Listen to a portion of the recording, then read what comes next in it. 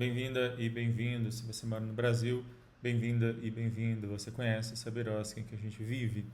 E hoje eu vou falar sobre uma questão que é a desigualdade de gênero dentro dos tribunais brasileiros.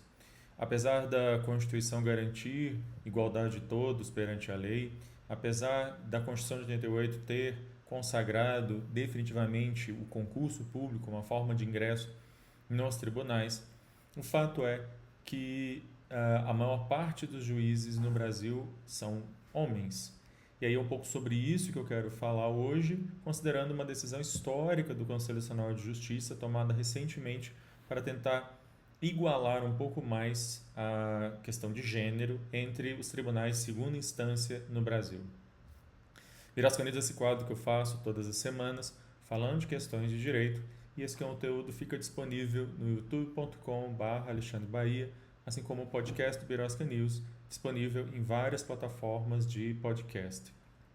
Se você gostar desse conteúdo, curta, compartilhe, assine os nossos canais, marque lá o sininho para que todas as vezes que haja um novo episódio do Birosca News você receba e possa comentar, compartilhar e participar deste projeto que eu venho fazendo aqui há pouco mais de 2 anos. Pois bem, pouco antes da ministra Rosa Weber se aposentar no STF, ela, ainda como presidente do CNJ, ela propôs que o CNJ aprovasse uma norma impondo a igualdade de gênero entre juízas e juízes nos tribunais de segunda instância, nos tribunais de justiça, tribunais regionais do trabalho e tribunais regionais federais. Isso por quê?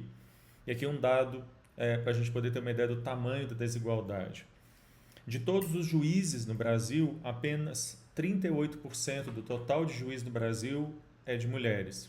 Quando a gente vai para a segunda instância, nos tribunais, que é onde essa norma visa atacar, vamos dizer assim, apenas 25%, apenas um quarto é de mulheres. E quando a gente olha para os tribunais superiores, o número é ainda menor, apenas 18% é formado por mulheres. Como professor há quase 20 anos, um dado importante, um dado interessante da minha experiência, eu sei que é a experiência de todos os colegas e colegas mulheres ao longo de todo o Brasil, é de que a gente tem um número há muitos anos, há mais de 15 anos, pelo menos, um número muito maior de mulheres sendo formadas em direito do que de homens. Se isso não está se refletindo no número de juízas, promotoras, defensoras, etc., tem algum problema nessa história. E o problema certamente não são as mulheres. O problema certamente é uma estrutura machista que segrega, que exclui. Exclui pessoas negras, e se a gente fosse olhar os dados aqui sobre o número de pessoas negras que são juízes no Brasil, a gente vai perceber que o número é baixíssimo, e há também uma iniciativa recente do CNJ para tentar aumentar o número de negros entre os juízes no Brasil, mas também há uma questão de gênero que é extremamente séria. A gente vem aumentando o número de mulheres entre o judiciário brasileiro, mas esse número ainda está muito aquém, não só proporcionalmente aos homens, mas inclusive proporcionalmente, como eu disse, ao número de mulheres que são bacharelas em direito. Só para a gente ter uma ideia, há muitos anos atrás, no concurso público do Tribunal para a Justiça de São Paulo, na fase oral desse concurso, foi perguntado, por exemplo, para as mulheres se elas acreditavam em Deus, e também foi perguntado às mulheres se elas eram casadas. E quando elas respondiam que sim, a pergunta que se seguia era: se você é casada e for para uma comarca distante de São Paulo, no interior de São Paulo, o seu marido vai te acompanhar? A mesma pergunta, obviamente, não era feita aos homens.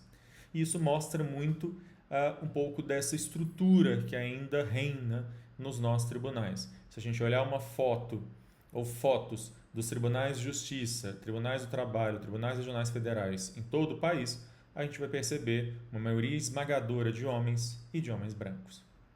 Essa norma ela vai estabelecer, então, para que os tribunais de segundo grau de justiça regionais federais e regionais do trabalho, os tribunais têm que ser compostos pelo menos por 40% e 60% dos dois gêneros, ou 40% de mulheres, 60% de homens, ou 40% de homens, 60% de mulheres, o que, nesse último caso, duvido muito que a gente chegue num futuro próximo.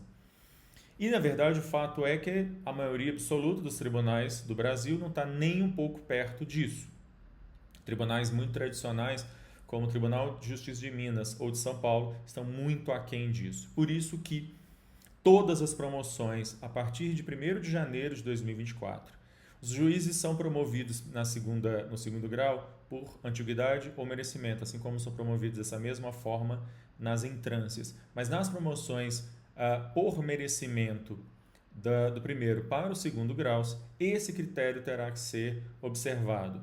Ou feitos editais mistos, ou feitos editais especificamente apenas para mulheres, para que somente mulheres figurem nessas listas, de tal maneira que aquele tribunal alcance em breve esse mínimo de 40% de mulheres. Percebam que a gente não está falando nem de 50%, a gente está falando nem de uma igualdade, uma isonomia, a gente está falando de alguma coisa próxima e que, na verdade, durante a tramitação dessa proposta de resolução lá no CNJ, houve uma oposição bastante severa de alguns tribunais de justiça que se revoltaram, na verdade, contra a proposta do CNJ de exigir que eles coloquem um número maior de mulheres nos tribunais. Algo absolutamente inaceitável e, felizmente, a norma acabou sendo aprovada no CNJ e, como eu disse, a partir do ano que vem, a partir de 2024, começam então os tribunais a serem obrigados a criar mecanismos nas promoções por merecimento, as promoções por antiguidade não são mexidas, mas que um dos critérios aí do merecimento seja justamente a questão do gênero, até que o tribunal alcance o mínimo de 40% de mulheres nos seus quadros. Um avanço, certamente, para uma estrutura extremamente engessada e ainda muito alicerçada em preconceitos, como o próprio machismo, como eu disse no exemplo que foi citado.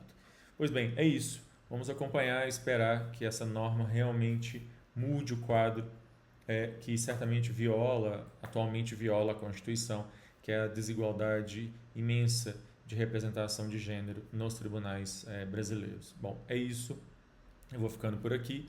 Se você gostou desse conteúdo, curta, compartilhe. Semana que vem eu volto para falar de mais alguma coisa maluca, absurda, estapafúrdia que acontece nessa beiraça de país. Tchau.